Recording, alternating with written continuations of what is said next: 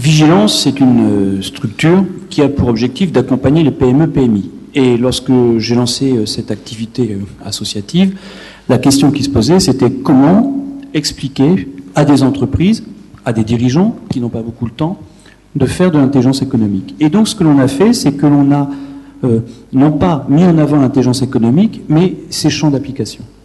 Et donc à quoi ça sert?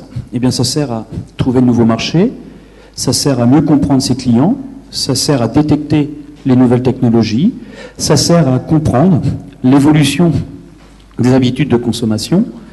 Ça, c'est les grandes tendances. Comment ça se traduit? Eh bien, ça va se traduire par comment optimiser des outils de veille. On gère tous de l'information. Ça va être comment analyser un article de presse pour décrypter la stratégie d'un concurrent. Ça va être aussi, par exemple, comment prévenir les vulnérabilités. 9 fois sur 10, une information stratégique que vous diffusez à l'extérieur, vous le faites de manière involontaire. Les actes délictueux, les actes volontaires restent ultra minoritaires. Souvent, eh bien, vous allez avoir un jeune informaticien, vous allez avoir un jeune ingénieur qui va surcommuniquer, voulant bien faire. Mais simplement, il va diffuser à la concurrence des informations. Donc, pas de parano, tout simplement une vigilance dans une approche défensive, pour le coup.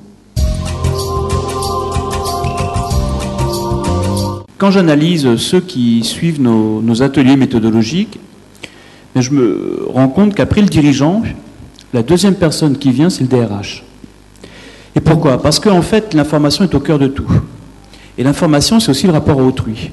Et dans une entreprise, il faut quand même rappeler qu'une fois sur deux, on va chercher à l'extérieur une information qui est déjà présente.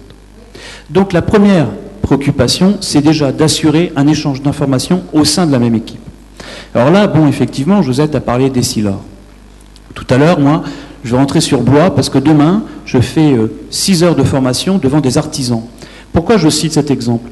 Pourquoi un artisan, par exemple, fait de l'intelligence économique? Eh bien déjà, pour gagner du temps.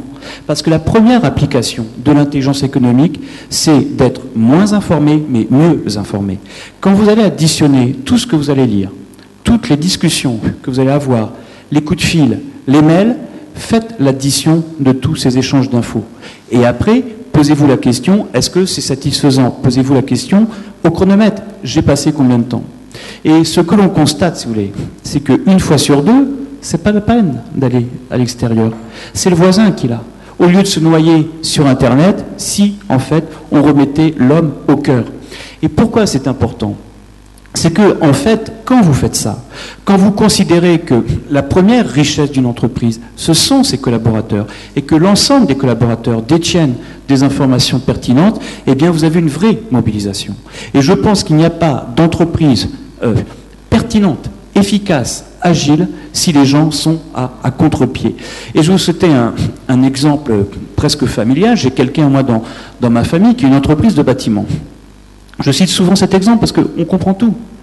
Et ce dirigeant d'une entreprise de bâtiment a demandé à l'ensemble de ses collaborateurs de s'étonner. Soyez curieux, de transférer ce défaut moral en Occident, qui est en fait une qualité économique au Japon. Étonnez-vous.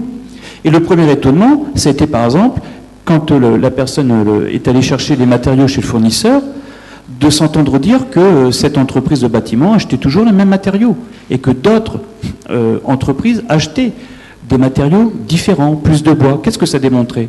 Ça démontrait que les concurrents se diversifiaient vers de nouveaux marchés, vers le HQE. Combien ça coûtait cette information en collecte? Rien. Vous aviez un dirigeant qui n'avait pas cette information stratégique. Combien ça lui a coûté pour l'avoir? Rien. Et la personne qui, depuis 20 ans, allait charger des matériaux dans sa benne, c'est-à-dire qu'il y avait quand même une tâche, soyons honnêtes intellectuellement, plutôt d'exécution, subitement est associée et apporte aux dirigeants, au patron, pour utiliser la terminologie qui sera employée, une information stratégique. Eh bien là est le cœur de la solidarité, là est le cœur de l'efficacité. Ça ne coûte rien, c'est qu'une question de volonté. Souvent, on va se dire, tiens, mais qui veut prendre une info? Mais ce n'est pas la bonne question. La bonne question, c'est qu'est-ce que je leur donne? Qu'est-ce que je leur donne publiquement? Qu'est-ce que je mets sur mon site? Moi, quand je vais dans une entreprise, je vais taper le nom de l'entreprise, je vais regarder des articles de presse, je vais recouper ces données, je vais aller sur le site, et puis quand je vais voir le dirigeant en face, je veux lui décrire son entreprise. Il va me dire, mais Tonini, comment c'est possible? Vous connaissez autant de choses que moi. Je dis, mais je ne vais pas aller la chercher de manière illégale. J'ai simplement lu la presse et j'ai décortiqué votre site. Et ça, c'est hyper important. L'autre jour, je faisais une conférence devant des jeunes créateurs dans une zone technologique. Bon, ce sont des agences de com et puis des créateurs de sites web. Bon. Et il y en a un qui me dit, je comprends pourquoi en fait j'ai beaucoup moins de clients. Pourquoi? Parce que dans une démarche positive, à son avis, il avait mis sur son site la liste des clients. Dont acte, pour un concurrent, le concurrent savait où il pouvait faire des contre-propositions commerciales. La solution, c'est la pédagogie. De faire un jeu de rôle et de dire dans une entreprise, tiens, tu vas te mettre dans la situation d'un concurrent curieux, même pas indélicat, simplement curieux, qui a pour compétence unique de savoir lire ce que l'on diffuse. Et il est où l'endroit où ça fait mal? C'est où notre vulnérabilité? Il n'y a pas une vulnérabilité, universelle. Pour certains, ça sera le contenu des matériaux, pour d'autres, ça sera les fichiers prix, pour d'autres, les fichiers clients. Se poser cette simple question. Et ce que je constate, c'est que dans 40% des cas, effectivement, le dirigeant revoit sa politique de communication en se disant effectivement ça, ce contrat, cette perspective, ce projet d'investissement, c'est peut-être pas la peine. C'est peut-être pas la peine que je le mette sur le site. Parce que ceux qui lisent des informations sur moi, il y en a deux qui ont des intérêts contradictoires. Il y a mes concurrents et mes clients. Et donc, toute l'intelligence, c'est de savoir où je mets le curseur. À l'inverse, on n'est pas du tout à vigilance les ennemis des entreprises de communication. Mais une communication, c'est pas une communication volumineuse. Une communication de qualité, c'est une communication maîtrisée. Donc, qu'est-ce que je ne dois pas donner à quelqu'un qui serait curieux? Tout simplement, et on comprend que la meilleure des protections, c'est le bon sens, et la meilleure des protections, c'est simplement la pédagogie pour expliquer à l'ensemble des collaborateurs, justement pour éviter ce genre d'impair. Dans les faits et statistiquement, la protection, aujourd'hui, ça représente 10% des sollicitations. 9 fois sur 10, les entreprises viennent nous voir pour avoir une approche offensive. Et c'est tant mieux. Alors, comment elles vont le faire? Soit elles vont le faire individuellement, en formant leurs collaborateurs, justement, à remonter des informations, à essayer de deviner les clients. Ce que l'on constate aussi, c'est notamment vrai pour les PME, PMI, c'est les stratégies de regroupement. Face à des grands marchés, face à des normes sur lesquelles on n'a pas de prise, eh bien, on se rend compte que les PME, PMI se regroupent non pas dans des immenses fédérations, mais dans des réseaux informels de 5 à 10, et elles vont mutualiser leurs moyens.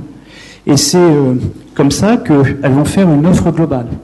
Une PME, si vous voulez, sa difficulté, c'est que souvent, elle a un produit de qualité, mais les grands donneurs d'ordre vont demander quelque chose de plus large. Et donc, elles vont faire des packs, des associations avec d'autres pour justement aller sur de nouveaux marchés, par exemple. Et donc, moi, je me rends compte que dans 30% des cas, une sollicitation d'intelligence économique, c'est une vocation à l'export. C'est seul, moi, avec mes 10, 15 gus, je suis un peu léger pour exporter. Mais si je m'associe à 3-4 autres entreprises qui ont une taille similaire à la mienne, eh bien j'ai moins peur. Et donc, les entreprises, elles vont mutualiser leurs moyens, elles vont aussi avoir recours à des aides publiques. Je voudrais revenir sur ce sujet-là, par exemple. Quand une entreprise fait la cartographie, se dit, tiens, quels sont tous les acteurs qui peuvent m'accompagner, qui peuvent me donner de l'information, qui peuvent m'accompagner justement pour structurer une démarche de veille. On se rend compte qu'en France, c'est pas vrai dans tous les pays, vous avez une offre publique ou parapublique de grande qualité et de grande densité. Donc avant d'aller seul, eh bien c'est faites-vous accompagner, allez-y à plusieurs, c'est les stratégies de coopération, et puis aussi externaliser vos besoins. Ayez recours aux chambres de commerce, aux fédérations professionnelles, à toutes les collectivités. Moi, j'ai un métier assez intéressant. Le matin, je vois des entreprises qui me disent « je ne sais pas qui peut m'aider ». Et l'après-midi, je vais former des fonctionnaires qui vont me dire « je ne sais pas à qui je pourrais donner ces infos ». Donc, en fait, la question, ce n'est pas l'offre, c'est les passerelles. C'est les passerelles. Et c'est là où les stratégies de réseau. Et donc, nous, on a par exemple des stages que l'on propose à des entreprises et à des étudiants. On met un étudiant qui va faire justement la cartographie en fonction des besoins de tous les acteurs publics, parapublics qui peuvent aider l'entreprise. Et ça va être hyper profitable. On arrive là, si vous voulez, à des économies qui sont conséquentes. Et c'est notamment vrai, c'est pour ça qu'on comprend. C'est quoi l'application? C'est innover, parce que innover, c'est risqué. C'est exporter, parce que exporter, c'est risqué. C'est créer son activité. 28% des bénéficiaires de vigilance sont des créateurs d'entreprises. Pourquoi? Parce que la création d'entreprise, c'est le moment de tous les dangers. Vous devez trouver, faut protéger votre idée, mais vous devez trouver vos premiers clients, et puis bon, vous devez communiquer, bien, mal, beaucoup, pas assez. C'est des vraies questions.